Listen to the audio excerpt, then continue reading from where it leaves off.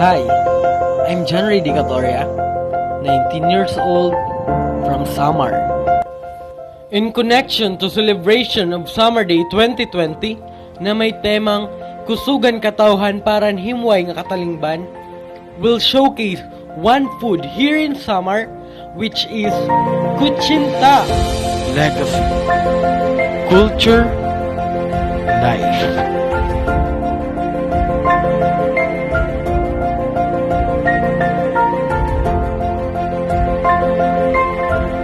Masapak, marasa, ngan maribhong.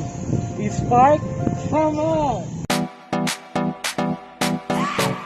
Spark, Samar!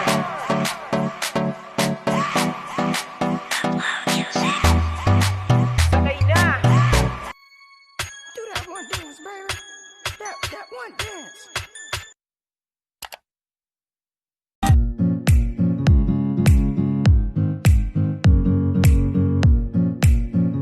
Nandito na po ako sa Pier 1 at balita ko dito daw yung nagbebenta ng KUTSINTA na masarap. Tara, samahan niyo ako.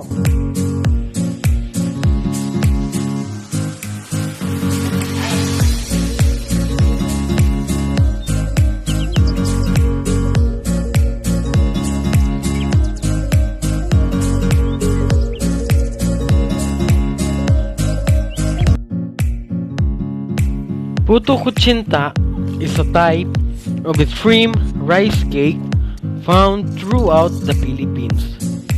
It is made from a mixture of tapioca or rice flour, brown sugar, and lye, enhanced with yellow food coloring or annatto extract, and is shrimp in a small ramekins.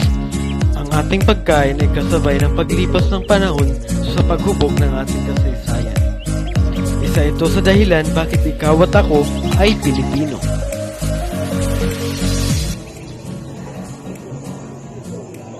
So ito na nga po guys, nakabili na po tayo ng KUTSINTA at maglilibot na tayo, papatingin natin sa mga tao kung gaano kasarap ang KUTSINTA nila.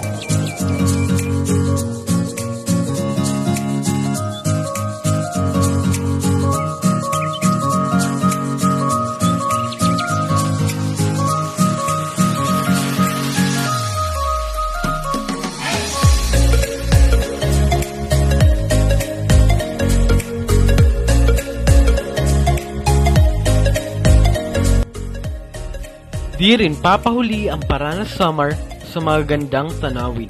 Kagaya na lang sa isa sa mga dinadayo ang Eco Trail. Maging ang Ulot River ng Paranas Samar na dinadayo ng kapwa nating mga Pilipino at mga turista.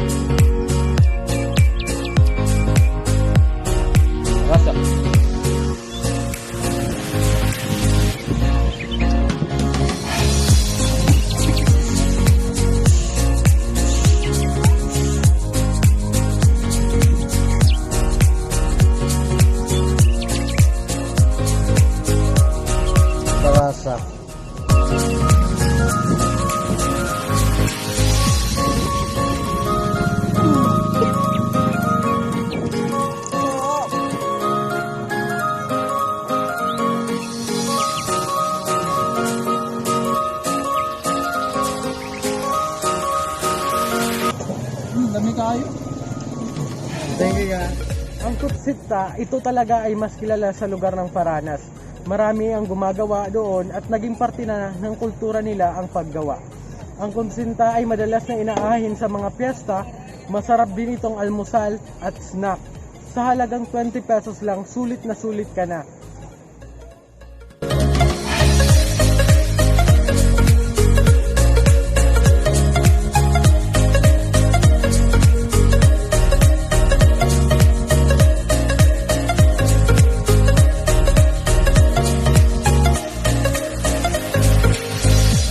Ang lugar ng Samar ay mayaman sa kultura. Ako bilang isang vlogger, layunin kong magbigay impormasyon at manghikayat na dapat nating pahalagahan, ingatan, at ipreserba ang kultura na meron tayo. Dahil ang kultura natin ang nagbubuklod-buklod sa atin bilang mamayan ng Pilipinas. Yaman natin ang kultura na meron tayo, at sa kultura tayo unang nakikilala. Marapat lang bigyan nating higit ng atensyon ang pananatili ng ating kultura. Advokasya ko rin bilang vlogger ang kunin ng interes ng mga turista.